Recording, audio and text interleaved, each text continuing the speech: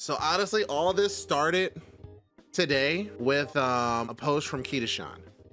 He says here, hot take, people complain about FGO's gameplay is bad, and FGO 2 needs to be a thing, but what about Granblue Fantasy?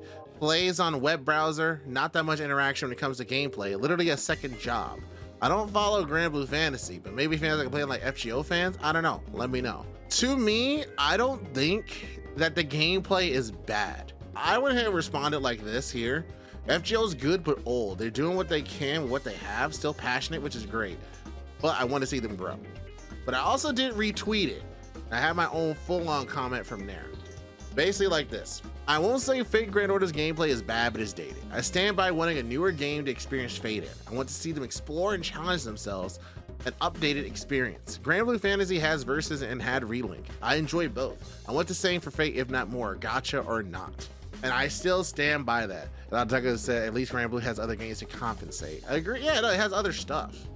And that's kind of what I want. I want it to grow. And a lot of people engaged with me on this, which I was pretty happy about. I was pretty happy that we got some engagement on this, because I feel like it's important to talk about FGO's future. And I think it's normal to want to talk about Fate Grand Order's future, because we're near the end of Arc 2. They're wrapping up so many things. They're doing a lot of the ends, the finals. And yes, I'm sure that Fate Grand Order will continue. They already have 11th anniversary plans. They already have plans for another Grail Front involving Grand Servants. They have ideas for the Valentine's event. They have stuff. So obviously they're going to keep going.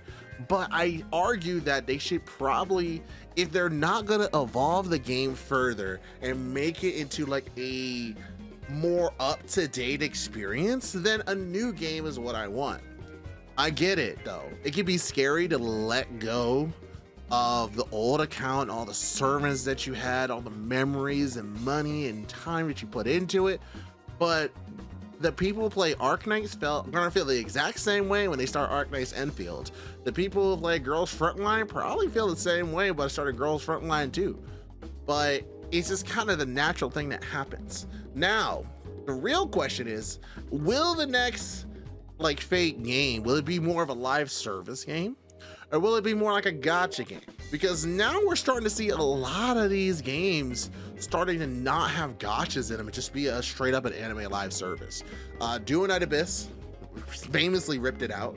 Ananta, which was like anime Grand Theft Auto, so far hasn't mentioned any character gacha. Where Winds Meet, that game is so good. You would think, okay, maybe it's like an MMO gacha game. Nah. There's the only gacha in there is for cosmetics, and people don't care about that as much. That's pretty good. So I'm seeing a world where these games are gonna start being more anime live service games. Heck, even Tower of Fantasy tried. They made a whole other server where no gacha. Granted, the game is still bad, so it didn't do that well. But I think people are starting to think, let's try to not do gacha as much, because even Japanese people are getting worn out of gacha. Like, there's been so many gacha games that like spawn out in the past like couple years. I mean, many times when I'm talking about a gacha game, you guys have even stated that you're tired. That you're like, I'm balancing all these gacha games, I'm kind of tired. So it's just something to think about. If you revamp the game system, I think the best way to do it is do it like Final Fantasy 14. Blow it up. Restart. Like, redo it. I'll be okay with that. Give people who had stuff, give them something over. Maybe give them something to, like, if you want to keep the same game, give them something to transition over. But like, we're living in a world where I don't think that they're going to like just let people bring their servants over. That's unprecedented. If they did, it'd be super cool. I honestly, we're living in a fantasy land.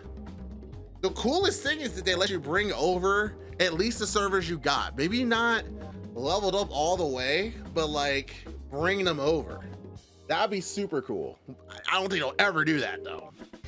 Because like, how do you account for that? There's a lot to account for. Collective fatigue with multiple streaming services, they're milking it to the point of killing each other. Exactly. Problem, how do they make money? They make money with cosmetics. Like, anytime there's a survey for Fate, I try my best to talk about it. I don't think they listen, but I do bring up a Fate Grand Order 2 quite a bit, or new gameplay elements quite a bit. And when it comes to these surveys, there's no way they'll let us hit all the servers. They would have to include all the servers in the game and start. Yeah, exactly. That's what I'm saying. It's too hard to do that. And how do they make money? Easy. If you told me there was a way that I can get Okita with a ponytail, like a low ponytail, or Okita with long hair, I'm doing it. oh wait, let's do this. Is like, oh, let's get a costume for Artoria that puts her in the racer outfit, the racing girl outfit, or Gilgamesh in his leather outfit and the CEs. You have so many costumes. There's so many years of Fate Grand Order that we've seen these servants in that we've always wanted, but we couldn't get them. I would roll a gacha for that. I would pay money for that. That's what I would do. Like, personally, they would need to give us something new. There would be bad Fate going to the game, but straight up, other stuff is impossible. Hey, wait a minute. That sounds like Kadroth's idea. I'm telling you, like, look, if Kadroth understands, I would pay money to customize my servant and say, hey, this is my Okita. Look at my Okita. This also gives them a chance to be able to change fundamentally how they farm, how they like level up in this game. Because I saw another post talking about how gameplay wise FGO didn't need to change, but essentially it's on the players to engage with the game more, because they're not engaging with like grail fronts or command codes, that their hands being held a little bit. I didn't like the direction of that, blaming the player base and saying, oh, players are lazy. FGO has all this depth, but it's on the players themselves to decide to engage with it. The game has so much farming in it. Yeah, you can do all these challenge quests, these free-to-play quests, you can do these solo runs, but when majority of the game is farming, obviously people are gonna focus on farming, right? Like, guys, right? I'm not crazy here, right? Like, especially as everything is so expensive to do. Everything's so expensive. You need to imagine, how much does it cost to 10-10-10 a servant? And then how much does it cost to get them to level 100, level 120, bond 15, do all the append skills, and there's soon to be 5 of them. And on top of that, do the graph for the entirety of the class, each one of those classes. And then on top of that, get the foe cards, all 1,000 of them. Then on top of that, get the gold foe cards, all on top of that. It's so much you have to do. And they don't even tell you how many materials you need until you actually start. So you're like, oh man, I really want to level up Artoria. I just started the game. Let's go. Oh crap, she needs dragon fangs? I don't have those. So yes, they have, like, yeah, the faux paw prints, thank you. The faux paw prints, the command code keys, leveling up, all of that stuff costs so much money and so much time. Yes, farming is the focus. Make that better. Find ways to be able to say, hey, you got this servant, you're gonna need these materials. You can find these materials in these places. In JP, they actually have that part. If you go to level up, you're like, oh man, where can I find this? You hit a button, it tells you all the places that it drops or where you can buy it from, which I think is a step in the right direction. That's good. Push that forward early. But on top of that, when you get a servant, like, give us the ability to see what materials they need. Like, when I go to the skills section, it's like, oh, maybe just press a button on the screen. It says, all right, cool, you need all of these. So now I know how much I need to farm for. And you can't complete the class score for all servers right now, regardless of what you do. Exactly. I wish they gave you a CE drop. And I guess the advanced quests too, they give you the chance to get these CE drops that will allow you to increase the drop rates of certain materials, which I think is a step in the right direction. But there should not be a reason that we have third-party apps and third-party websites to understand the best places to farm, how many materials we need for what, calculators. We shouldn't need that. We shouldn't need another app to do auto farming for us. We shouldn't need these things, but people have gone it because the farming is so bad. How, and imagine this, which makes it so hard for me as a content creator, because I want to be able to tell you guys some of the best servants that you can kind of use and level up for certain events to make farming easier for you. But how hard is it when you're trying to get a team comp that you're told, but you need to level them up from 1, and it requires, okay, so you're gonna need like MP3. I need to make sure to have skill 1 and skill 3 all the way to skill 10. You need a pen, the second a pen skill all the way max. You also need to make sure they're at least 2k fold for the attack, at least. And also you gotta have a super scope as well. You gotta make sure that's level 100, specifically K scope, so the level 100. If not that one, you're gonna have to use the one that gets 50% attack damage, 50% MP with attack damage, and that's a lot. I hate the concept of auto farming, even if I had to start auto farming. Okay, and that's fine. So, and this has always been contentious. When I bring up auto farming, it's always contentious because people are like, I don't want auto farming in the game. Here's the best part: don't use it. If you don't like it, don't use it. It's only for the people who don't have time to play the game and sit there and like spend 30 minutes, 1 hour, 2 hours, 3 hours farming the same hand node over and over again. That's what it's there for. And if you don't want to use it, you don't have to go for it. You can just ignore it entirely. Just like for some people who skip the story. Yeah, you can get mad at people for skipping the story, but the button is there if you want to skip the story. So like, I think that's fine. We should not like be holier than thou and say we don't need a skip auto button. I think you could. That's gonna make it easier for people to get into the game. And yeah, the auto doesn't have to be perfect. Auto isn't perfect in any game, but it's meant to be there. And if you want to have that perfect run, you manual do it. You learn how to do it. That's why I think that I feel very strongly about that. As a person that doesn't have a lot of time, that values his time, like, I think having the option for auto is there and worth it. Like, it's in Nikkei, it's in Chaos Zero Nightmare, it's in Arknights, and Arknights came out around the same time as Fate Grand Order. It's in Uma Musume as well. Like, there are things that you just auto or skip. And I feel like that you should do that. You should be more willing to do that. So that's all. Voice acting in story mode would be great. I think voice acting in story mode would be very hard. Because of how much story it is in. Like, I think it works for Nikkei because the story is kind of like, is more concise, very episodic.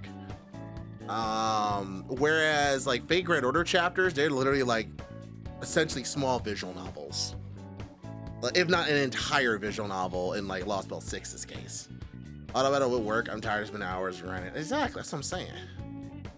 Also, to be clear, when I said my comment, auto farming is pointing out how bad farming is as someone who hates it, and even I started doing it. I'm telling you. I don't feel like we should also be upset at people that skip story. Some people just want to play the game. I feel like the skip button could be a little different though. What you could do is you skip story and it gives you a little synopsis of what happens in the story. Like, okay, hell, like this is just something a lot of games just do nowadays. Japanese, Chinese, Korean, you skip, they tell you what to do. They're like, oh, this is what happened. And then if you want to say, hey, do you still want to skip? You can do that. Or you can say like, oh, I'll stop. Well, let's talk about like my ideal. If we did have a chance to do FGO2, what would I do? What would I want? One, I would either want live 2D art, like really good live 2D art, or I would want 3D models. It can be arcade level 3D models. Like some of the best parts about arcade was the fact that we get to spin around and engage with our servants in my room and actually see them react and move to the voice lines in ways that we always imagine. I think that'd be really cool. In terms of combat, I don't want it to be open world. I don't want it to be open world. I feel like it needs to be more on the rails. We can do traditional like turn-based RPG. I think that's fine. If you want to do away with the cards entirely, just like have skills that you can do and just attack, I think that'd be great. You don't want to do that. You still want to do the cards. You can lean more into the Slay the Spire style combat. which would also open up the ability for servants to be used in more ways than just, are they buster, are they arch, are they quick? I think that'd be very good and also be expressive. It'd be a little harder because there's a lot of servants, so you got to use a lot of different type of cards, but it'll be pretty fun. Now, let's say we didn't want to go to the RPG route, like the turn-based version. You could do action RPG. Exactly, Gadako. If it was kind of like Devil May Cry in that way, I'd be kind of okay with that. I think the closest thing would be like Punishing Great Raven. That would be pretty close to what I'm looking for, where like it's set stages, you move around, can do stuff, and that's pretty cool. But if you didn't want to do the action stuff, fine. We could just tone it down a bit and just make the action kind of low key. But the point is, it has to be something. Something has to be different. I honestly think turn-based will probably be the better way to do it. If I really had the option, turn-based would be really good. Imagine all those Noble Phantasms 3D. We saw that with Honkai Star Rail.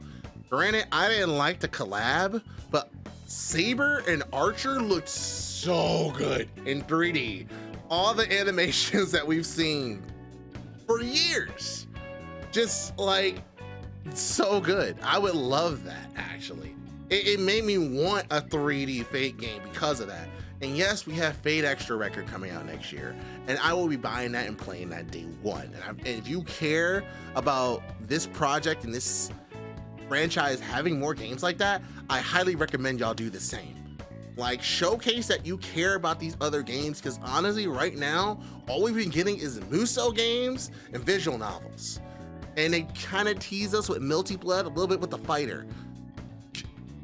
Go all out. They keep making so much money now. They make a lot of money now. You know why? Because Fate fans are rabid. We are rabid. We want Fate content. And Fate Grand Order, whether people like it or not, is some of the easiest and best way to play with the most servants. Like, it has over 500 servants that you can play as. Like, so if you want to actually play with them, Fate Grand Order is it. Yeah, you have Fate Extella. People keep bringing up Fate Extella. Can y'all honestly tell me, did y'all really play Fate Extella for a good amount of time, like repeatedly, over and over again? Or did you just play it a little bit and then stop? Be honest with me. You don't want Fate Extella. People keep saying they want it, you don't want that. Because if you wanted that, you would have been playing it right now. You would be playing it right. You wouldn't be playing Fate Grand Order. You'd be playing Fate Extella, but you're not. You're playing Fate Grand Order. See, bro, that's a little bit different then. That's your first Fate game. Are you playing it right now? How often do you go back to it? Or do you just look back on it fondly as your first Fate game? Because my first Fate game technically was Fate Unlimited Codes. And even that was my first Fate game technically. You look back fondly. Exactly. You don't want Fate Extella now. You don't want Fate Extella now. You wanted it back then because that's all you had. But now, if they just released Fate Extella again, would you honestly be happy? I don't think you would. I don't think anyone would. Fate Extra Record, I think, is some of the best moves that they can make.